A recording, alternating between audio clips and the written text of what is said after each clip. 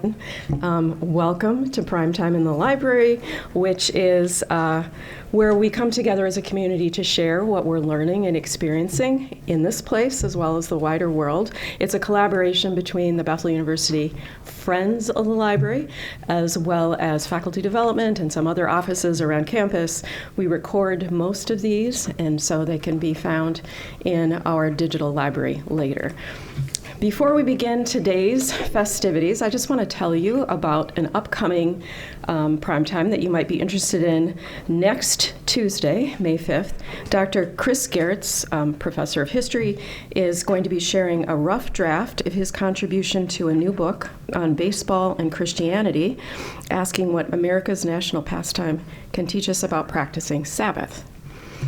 But today, we are here to continue our tradition of sharing poems and music during National Poetry Month. This is now our 14th consecutive year of doing this together, which is hard to believe. But before we move into the actual program, I want to share with you some good words from the great Tracy K. Smith, who's an award-winning poet and former poet laureate of the United States. In her recent book that is called Fear Less, Poetry in Perilous Times, she says, "Throughout my reading life, poems have greeted me with what feels like urgent compassion. When I'm lost or afraid, the speakers of poems assure me that my feelings are nothing to hide from or deny. Indeed, that vulnerability, uncertainty, and even desperation are not only signs of life, but tools for moving forward toward courage, hope, and purpose. And like the best of friends, somehow the poems I've loved for years manage to keep evolving, meeting me where I am, and then, how do they do it? Leading me still further along toward what will startle, console, and even change me. Our very selves from day to day are the result of where we've been, what we've seen, how we've hurt and healed, and what we are on the threshold, even now, of discovering." So we're going to begin our discovery today by hearing from Kajsa Larson.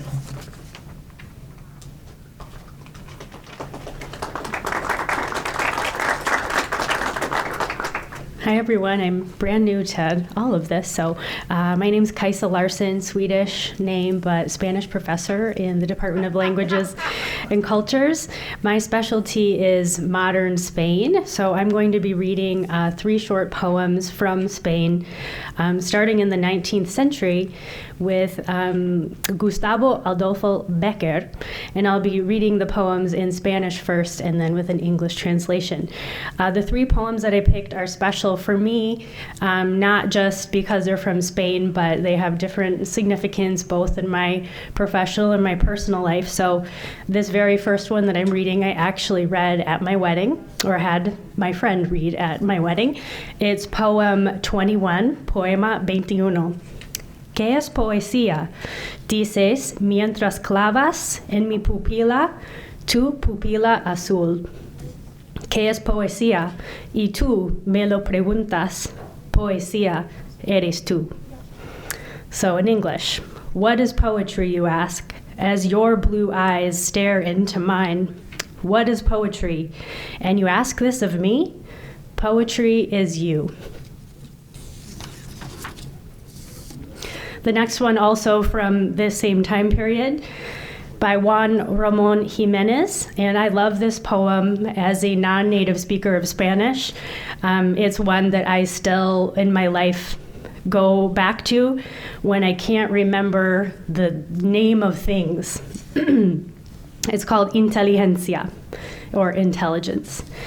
Inteligencia, dame el nombre exacto de las cosas, que mi palabra sea la cosa misma, creada por mi alma nuevamente, que por mí vayan todos los que no las conocen a las cosas, que por mí vayan todos los que ya las olvidan a las cosas, que por mí vayan todos los mismos que las aman a las cosas. Inteligencia, dame el nombre exacto y tuyo y suyo y mío de las cosas. So the English translation is, intelligence, give me the exact name of things. I want my word to be the thing itself, created by my soul a second time, so that those who do not know them can go to these things through me. All those who have forgotten them can go to the things through me, and all those who love them can go to these things through me. Intelligence, give me the exact name, and your name and theirs and mine for things. And my last poem, because we're in Minnesota and we're desperate for the start of spring. Has it started yet? But this next poem is an ode to spring by one of my my favorite 20th century poets from Spain, Gloria Fuertes. And I love her so much. She's known for her writings for children and adults. Her children's poetry is especially fun because of its musicality and rhyme in Spanish. And many of her themes are about animals and nature, as you'll hear in just a second. So this is called A la Primavera, to the spring. Tío Pío en el cole me han pedido que escriba una poesía a la primavera. ¿Tú quieres que te la lea y me dices lo que opinas? Sí, sobrina. Se oye un pío pío junto a la orilla del río. Oh, cosa maravillosa, los árboles tienen hojas, las mariposas tienen ojos, la ristra tiene ajos. Junto a la orilla del río, todo es belleza y sonrío. Se oye un pío, pío, pío, la primavera ha venido, y yo la he reconocido, por el pío, pío, pío. ¿Qué te ha parecido, tío? Demasiado pío, pío. The translation. Uncle Pio, at school they've asked me to write a poem for Cousin Spring. Do you want me to read it to you and tell me what you think? Yes, niece. You can hear a peep peep by the riverbank. Oh, what a wonderful thing. The trees have leaves, the butterflies have eyes, the strings have garlic cloves. By the riverbank, everything is beautiful, and I smile. You can hear a peep peep peep. Spring has arrived, and I have recognized her by the peep, peep, peep. What do you think of it, Uncle? Too much peep, peep. So there we go. We're going to listen to the pio, pio. Thanks, everyone.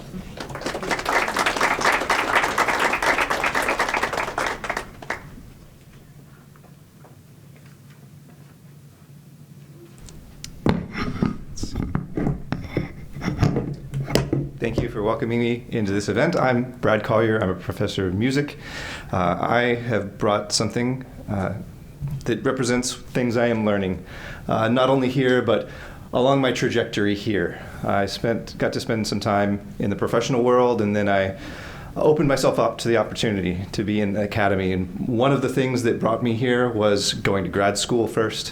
One of these poems is an experience that I had while participating in an exercise, an assignment for one of my grad school classes that was focused on the intersection of music and on meditative practices. The second one that I'll share is a next step in that journey, where I was on a plane headed to my first conference that I viewed as an important part of my professional development. I was going to be meeting with people that maybe I would work there, and I already had a few applications out, and I was waiting to hear back from them. This was my reflection on the experience of the directions I was headed. So first, Took 5 is the name of this. Cars zooming, trucks rumbling, an airplane overhead. Bugs buzzing, birds chirping, dogs in distant yards. Leaves rustling, grass whistling, water from an alley. Silence ringing, aglets snapping, my feet along the pavement. And the second is called On the Topology of Clouds, as I was on a plane looking out a window at a beautiful sunrise, beautiful pink clouds, set of pink clouds as you'll hear described here. Shape shifters, imitators of certainty, at a glance distinguished and above it all. A sturdy, craggy terrain to explore. Windswept strands give way to canyons and peaks, but a mist obscures their meeting. The privilege of closer inspection reveals no crispness to these edges. Every surface gives way. Laying hold will only dispel them. Beauty passes to beauty, moments known in recognizing how this one is changed from the last. Name your gods. Time will reveal their true nature. Standing tall and spreading wide a cloak of condescension. These titans rise, but to their own limitations, to gather and to fall, never to last. Hear the call to life beyond their passing.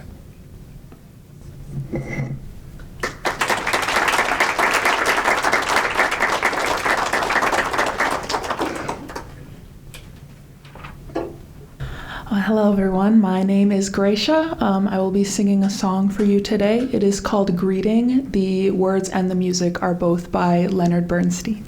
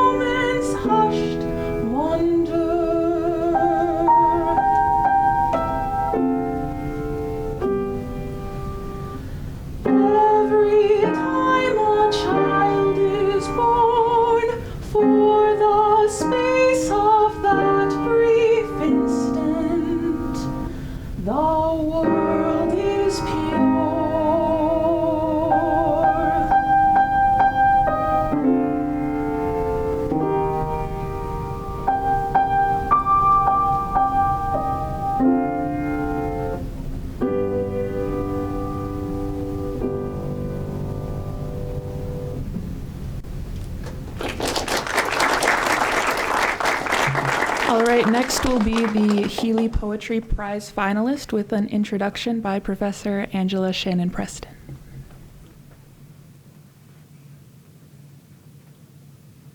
Thank you. I wanted to say a little bit about Jerry Healy, who the Poetry Prize is named after. He was an English professor here back, I believe, in 1955, and absolutely loved poetry. His family said that he had poetry memorized even as he was close to death. He could recite poems. So when he passed, as a way to honor him, they created the Jerry Healy Poetry Prize. We're going to hear the finalists for the 2026 award for this year. There are 6 poems that were chosen as finalists out of 50 poems. And I will start. A few of the finalists could not be here today, so I'm going to fill in for those particular readers. So I will start with a poem by Alyse Petersen.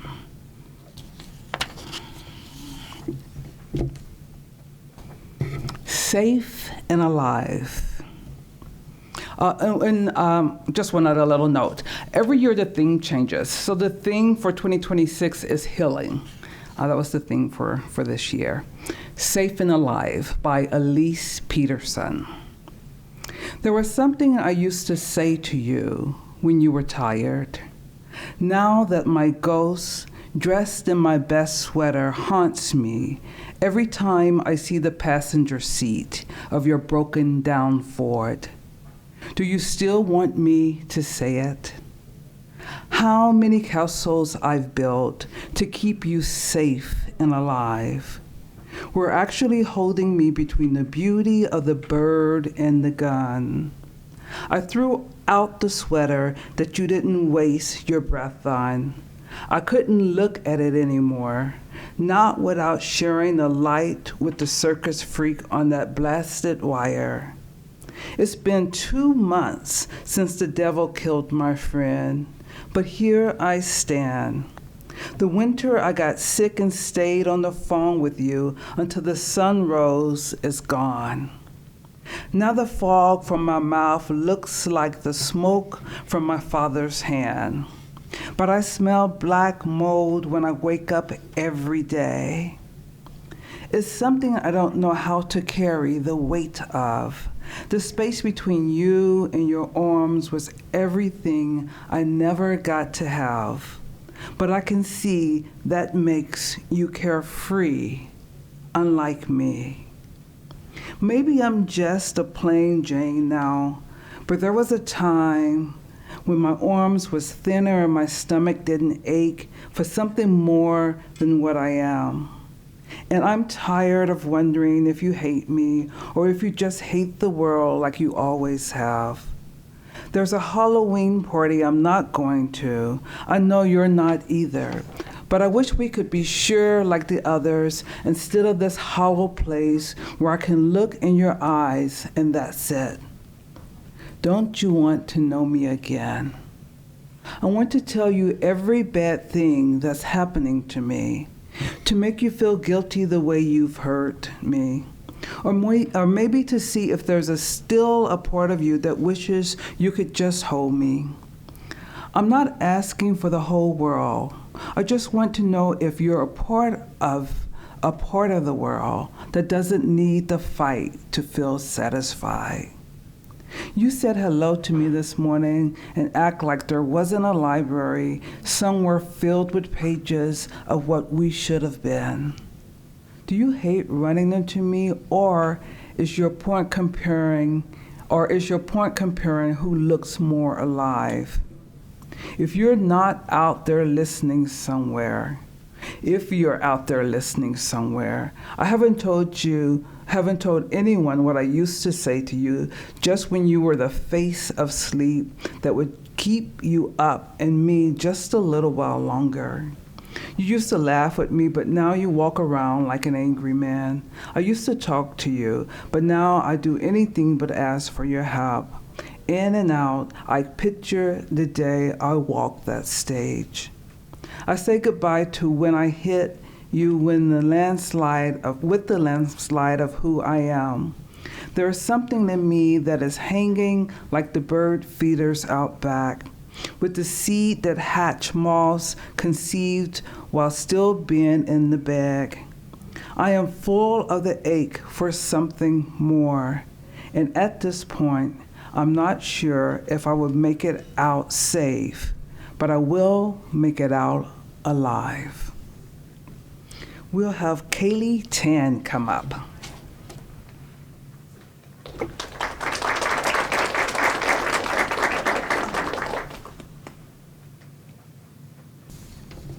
Hi, my name is Kailey Tan, and this is my poem, Desert Song. Footsteps hardly make prints on the cracked, convoluted canyons of the mind. Refreshing rivers run dry, tantalizing heat waves of distress, ever present, wave in my direction. Delusional, stumbling toward oases, I trick myself, I lie. I'm fine, I'm fine, I'm fine. Fading away in this mirage, I am a collage of chaos. Streams of fatigue bleed from these rocky crevices. Disappointed, I'm the self-appointed president of the club for never-ending stress. This mess, my sanity strung up and out like a complicated tune, a melancholic mood. Anxieties like sandstorms.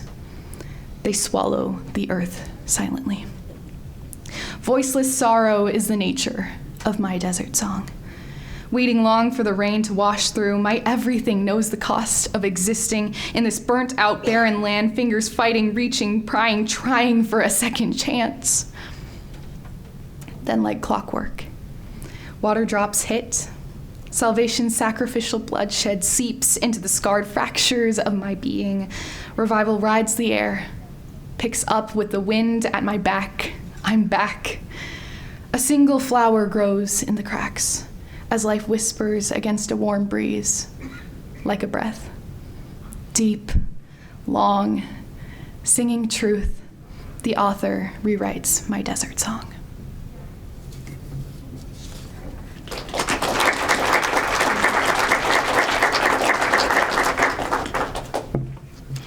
I'm going to share a couple of other poems.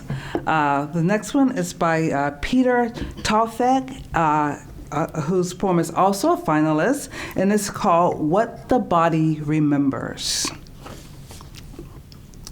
The body keeps quiet records of things no doctor can fully read, of finches and the way the shoulders rise before a voice is raised, or bruises that fade into stories that no one tells correctly, of how to laugh in the right places, how to say, I'm fine, with a steady voice. Healing is not a straight line. It limps. It circles back to rooms you swore you left. Some nights, memory finds a way to knock at the door of your home with the presence of an unwelcome guest. Still, there are mornings when the light does not feel like exposure, but warmth. There are moments when silence is not a fear, but rest. And you realize healing is not about forgetting, but remembering without breaking. And the next poem is called The Height of a Knee by Christian Vang, another finalist. The Height of a Knee by Christian Vang. I remember the world from the height of your knee, a landscape of thick cotton and the strong scent of tiger balm, hidden in a pocket that felt as deep as a canyon. At 5, death is not as sharp as a scythe or as dark as a shadow. It is simply a chair that stays empty at Sunday dinner, a pair of old church shoes that grow dusty in the closet.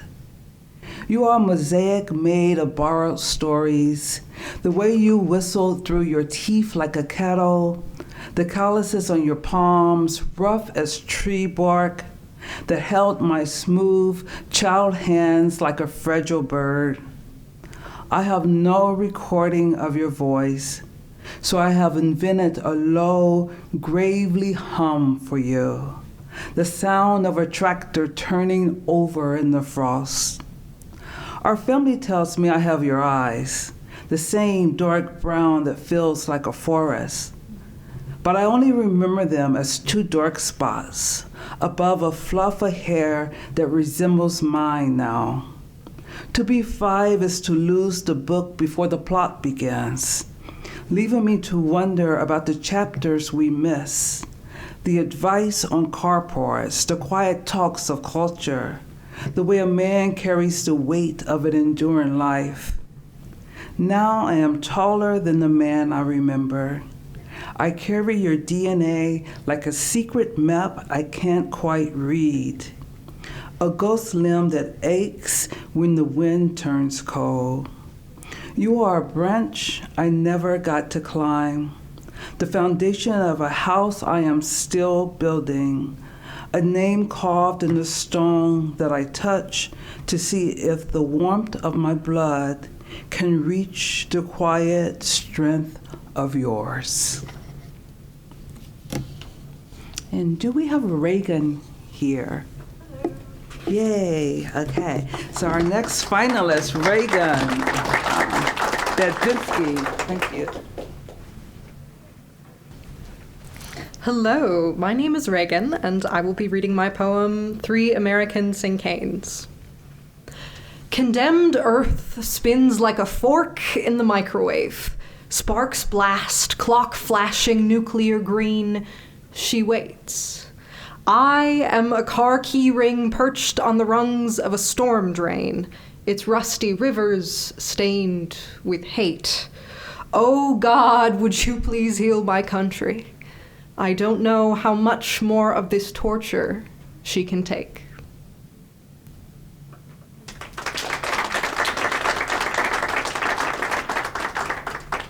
Okay, I'm going to read a poem of my own. And this is a poem that I wrote for my parents. They were being honored last year as visionaries. So I wrote this poem called Visionaries, actually for them. So, and thank God they're still around. So they are a living light. The poem is about light, and they are a living light. So my mom and my dad, Drs. Jewel and John Smith. They come bearing light, light to see through cloudy surfaces, to lift gray veils into witness. On a beam, they balance children in classrooms, institutes and orchestras. A singular tuba resonates, its bell gathering shine, its sound and embracing the ensemble with grace. One melodic voice springs from a petite, sturdy frame to bridge community, corral scholars, sustain sisterhood. And embedded in them, the streams that brighten dark spaces.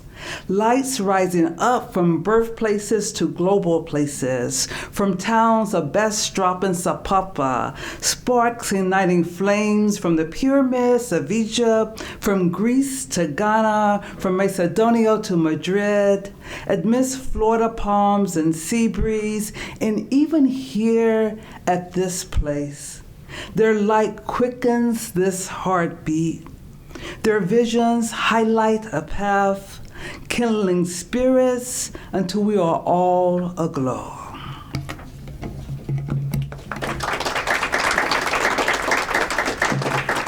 Our next reader will be Dr. Scott Dill.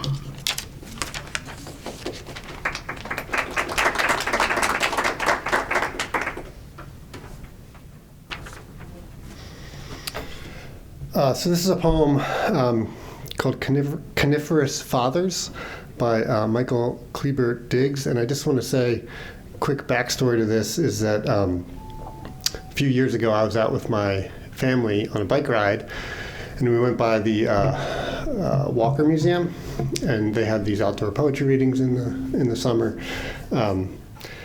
and he was reading, and I got to hear this poem, and it was special to be able to hear with my kids. So, let's fashion gentle fathers, expressive, holding us how we wanted to be held before we could ask, singing off-key lullabies written for us, songs every evening, like possibilities. Fathers who say, "This is how you hold a baby," but never mention a football. Say nothing in that moment, just bring us to their chests naturally, without shyness. Let's grow fathers from pine, not oak. Coniferous fathers, raising us in their shade. Fathers soft enough to bend.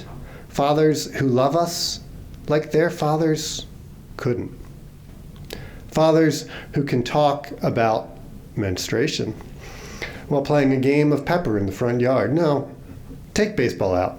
Let's discover a new sort. Fathers as varied and vast as a superior forest. Let's kill off sternness and play down wisdom. Give us fathers of laughter, and fathers who cry. Fathers who say, check this out, or I'm scared, or I'm sorry, or I don't know.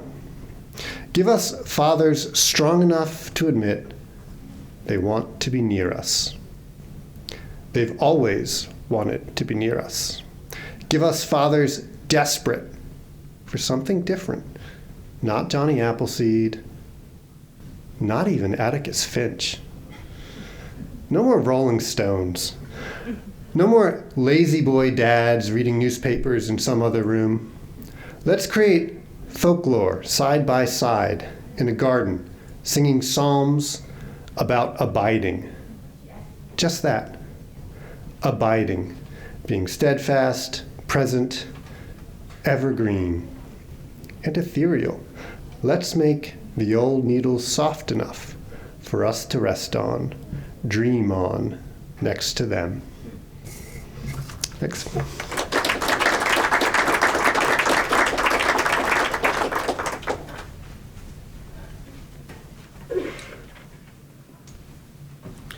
Hello, my name is Malachi Fox, and today I will be singing to you a song called Preserves. It is from a larger work called Still Running by Stuart Beach, and the words are by Matthew Stepanek. And this piece is dedicated to the 49 lives lost at the Pulse nightclub shooting.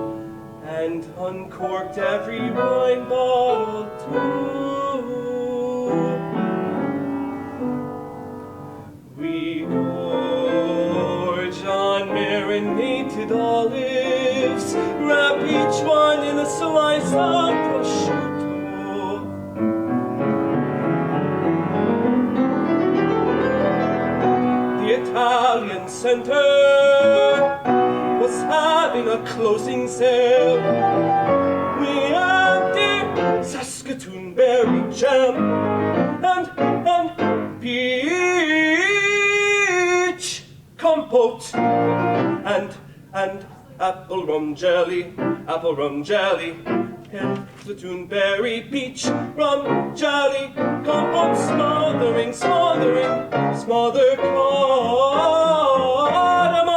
cardamom shortbread until our teeth bake with sweet.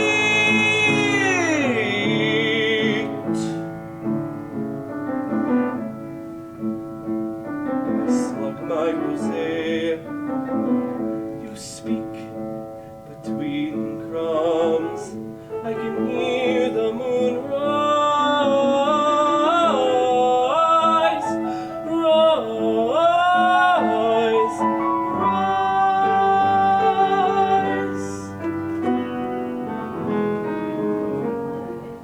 I can hear the dog pause as he scratches at the wooden deck. In a dream, the cat's mewing at the upstairs window. You pluck olives from a dish and await my response. I'm chewing elk jerky. The light shifts. I can taste it.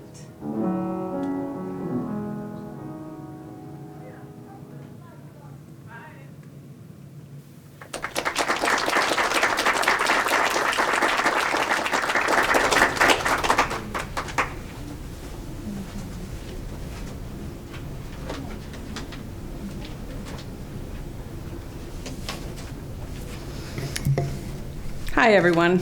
My name is Kathy Nevins. I am Emerita Professor of Psychology from Bethel, and I am going to be reading a poem about another cat. Thank you, Malachi. It is called The Duel, and if there's time, I may read another one. We'll see. Okay? The gingham dog and the calico cat sit side by side on the table. They sat. 'Twas 12:30, and what do you think?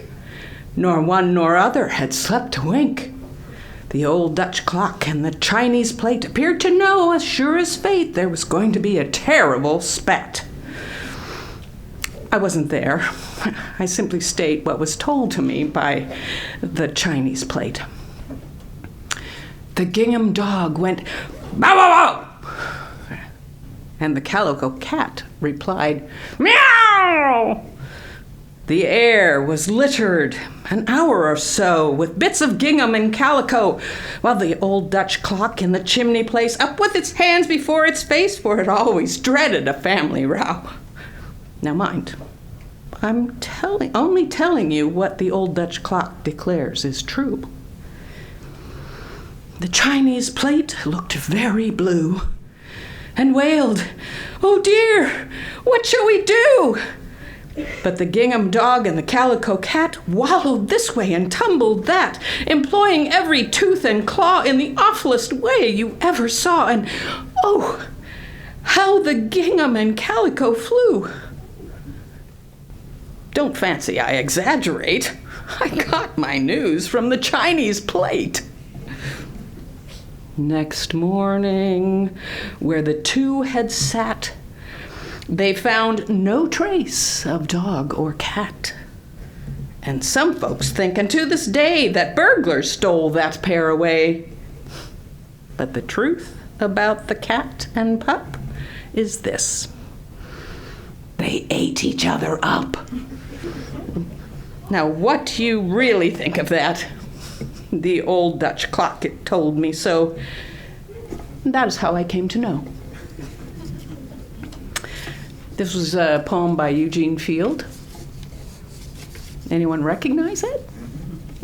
One person who's approximately my age. Okay. Is there time? Okay, great. I'm going to read a poem about another former Bethel professor. One of the things you might not know about me is that I am an avid outdoors woman and have done about 70 trips to the Boundary Waters in the last 25 to 26 years. So this is a poem story about a trip I took with a couple other Bethel faculty members.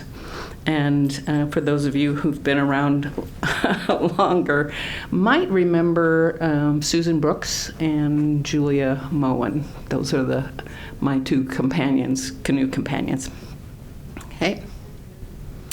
A wiry woodswoman in her blue raincoat, shorts, and wading shoes, she nimbly traverses the rocky portages, pack and paddles a bit askew. She waits for us to occupy the bow and stern, and then bounds onto the duffer cushion, tipping the canoe. In 2 feet of water, we sputtle and gasp, for it's unexpected to be dumped quite like this, so near to shore. And in front of a witness, there's this burly guy who saw the spill and rushes to be chivalrous as he smirks at these middle-aged girls. He asks if we're all right, for he's enjoying the scene of these hapless women who haven't a clue how to rescue their packs and upright their canoe.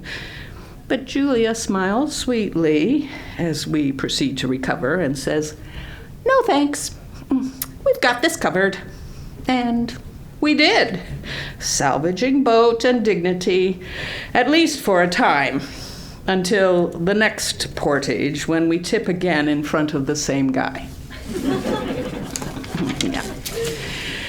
But we finally learned a lesson. To avoid being immersed, let the energetic Julia get into the canoe first.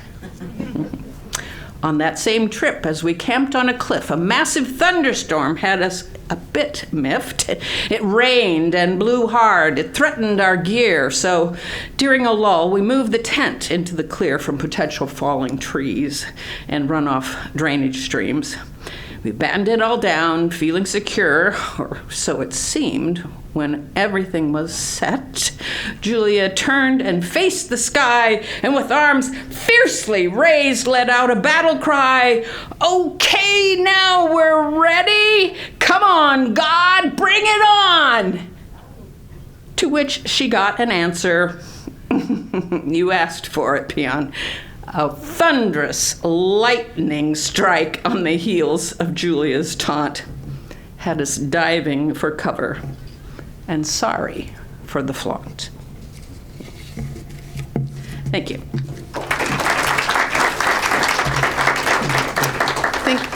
Evan, are you here? Okay, so Barret, how lovely.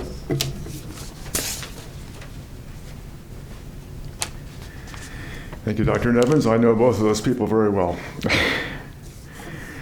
going to read a couple of poems that raise my spirits. I hope they raise yours.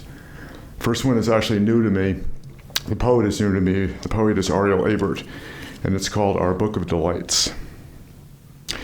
All our windows open, steady drizzle on the kudzu's broad backs, birds making their music like this isn't North Carolina, but a tropical rainforest, and we're somewhere deep in the palms and vines. But it's our own ferns and fiddleheads, evergreens and sugar maples, trillium blossoming or on the verge, for no one in particular, for everyone in particular, as if to say, go on, enjoy it. Rain, flowers, time on earth, the apple I handpicked at the market, braiding my friend's hair, silver in my fingers, how I tie a tiny bow gently at the end, just as the sun comes out. I want to believe that this is true power, that kindness is the only weapon worth wielding, and I will wield it, land blow after blow to my enemies, without mercy. Mercy, bring the wine. Set the table for surprise guests. No matter the plates don't match and we've run out of chairs, only that there is bread and laughter, enough to go around. Parades in spite of, pride in spite of. Please, someone answer all my questions about hummingbirds and the little futures we are reaching for, the ones rising above the horizon right before our eyes, such intoxicating visions, our truest selves with nothing to hide. Go on. Trust the child standing barefoot in the rain, her face turned up to the sky. Trust that crescendo building in your chest is your voice, singing what you need to hear, the stone-heavy echo welled from the darkest springs. Go ahead, open the door. No one can explain how to love the world. It doesn't happen all at once, but you can start here, tonight, with yourself, someone near you. Let it go zigzagging around, zigzagging town to town. Look there, it's already coming back around. It's one of my favorite poems by Mary Oliver, and I'll try to get through it without crying at the end. It's called The Place I Want to Get Back to. The place I want to get back to is where in the pine woods, in the moments between the darkness and first light, 2 deer came walking down the hill. And when they saw me, they said to each other, okay, this one is okay. Let's see who she is. And why is she sitting on the ground like that, so quiet, as if asleep or in a dream, but anyway, harmless. And so they came on their slender legs and gazed upon me, not unlike the way I go out to the dunes and look and look and look into the faces of the flowers. And then one of them leaned forward and nuzzled my hand. And what can my life bring to me that could exceed that brief moment? For 20 years, I've gone every day to the same woods, not waiting exactly, just lingering. Such gifts bestowed can't be repeated. If you want to talk about this, come to visit. I live in the house near the corner, which I have named Gratitude. Next up, Jaxen Saville.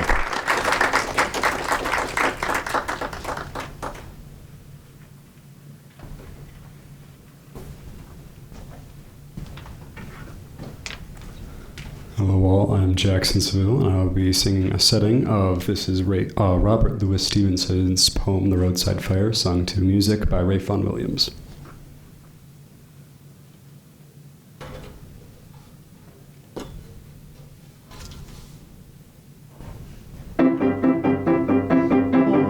I will make you brooches and toys for your delight, of bird song at morning and starshine at night.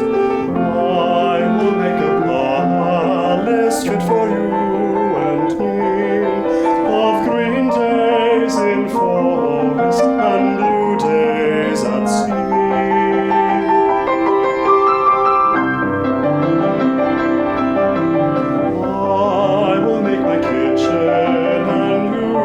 Keep your room, where wide flows a river and bright blows a broom, and you shall wash your linen and keep your body white in rainfall at morning and dewfall at night.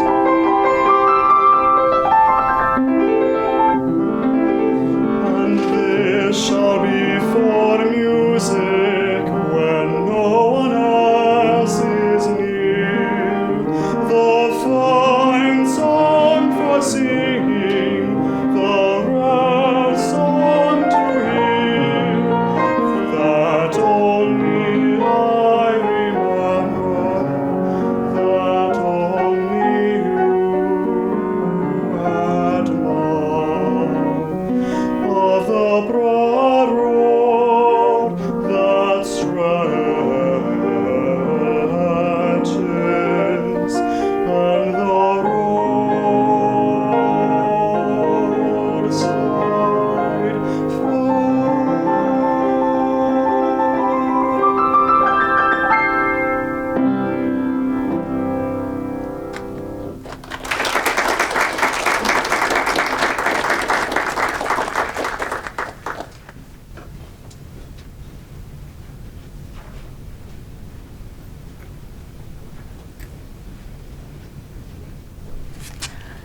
Hello everyone, good afternoon. My name is Jayanti and I'm a speech language pathologist. So last month we celebrated National Disability Awareness, and next month we are celebrating National Speech, Language, Hearing and Communication Month. And because of that, I chose a poem titled A Prayer in Science, and it's written by Alice Cornelia Jennings. No uttered word is ours, no solemn tone. The reverent air bears upward to the sky, no eloquence of meaning borne along of voice and accent meet the God on high. But dare you tell us that we do not pray? We who so truly lift up our hands of prayer, and by the speaking gesture mark the way our heart's desire would take to reach him there. Our Father, that appealing gesture lifts with force more potent than the spoken word. Desire, petition for the precious gift held in the hand of one all-seeing Lord. In heaven, we picture in the circling sweep of arm and hand the glorious dome above. Holy thy name, with reverent movement keep the sacred thought of purity and love. Thy kingdom, with imperial touch we show the badge of royalty, the scepter's sway, and that thy glorious will work and grow potent and perfect this and every day. Our open hands with daily bread to fill, the Lord we ask, forgive as we forgive. O hearing brothers, we are like you still. The hardest this to pray and this to live. From tempter's touch, whenever beside he stands, we pray. thee still our weakness to defend, and by the symbol strong or broken bands, we crave deliverance, succor to the end. One more, the royal sign, thy kingdom thine. The power, that sign is vital, living, strong. The glory, rays of brightness seem to shine and scintillate around us, sweet and long.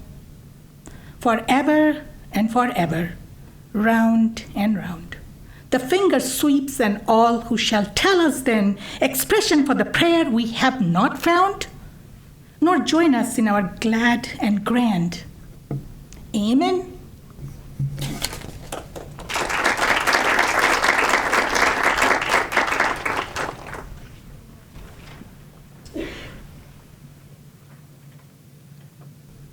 My name is Josh Carroll, and I'm a professor at the seminary. And not only have I never read poetry live and in person, I decided to bring two of my original poems that aren't that great, but we're going to have some fun with them. So we'll have fun. So the first one's a little more contemplative, and if you're wondering as you listen to it, yes, I did really talk like this when I was a kid sometimes. So, all right. Goes like this. I remember when I was young, every unmarked trail was the path to great adventure. My excitement, only half contained, would generate an imaginative attentiveness to the mundane. Every branch held the potential of a vorpal sword. Every smooth stone, Goliath's doom. It was my duty, nay, my honor, to wield these weapons against the things in the shadows, impending foes who sought to defy the sanctity of my sacred path.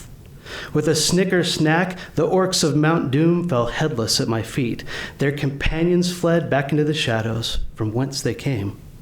When giants stood in my path, a pubescent screech would say, "God says eat this," would be followed by a thunk when I moved on.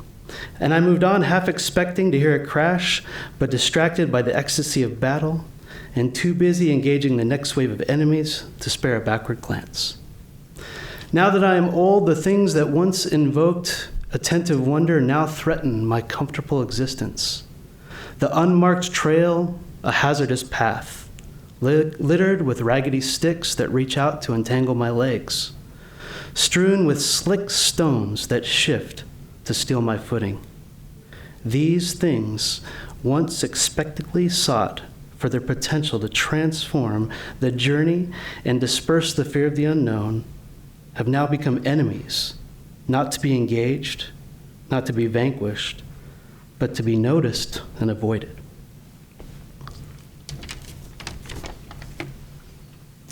And this is a little more of a silly one. Right.